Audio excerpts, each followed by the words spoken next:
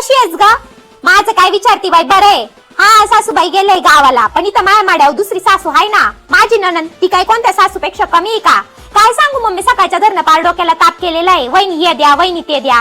एवढी मोठी घोडी झालेली, पण तिला कांच्या कामाचं वळण नाहीये. अहो वहिनी, कधी चहा आणते? बरं मम्मी, ठेवते फोन. आली बाई साहेबांची ऑर्डर, देते तिला चहा ढोसा आधी. अहो वहिनी, कुठे चालल्या? तुम्हाला मी म्हंटल होतं ना, माझ्या मैत्रिणी येणार आहे आज जेवायला, काहीतरी स्पेशल बनवा म्हणून. अहो बनवते मी आल्यावर, आता जरा पार्लर मध्ये जाऊन येते.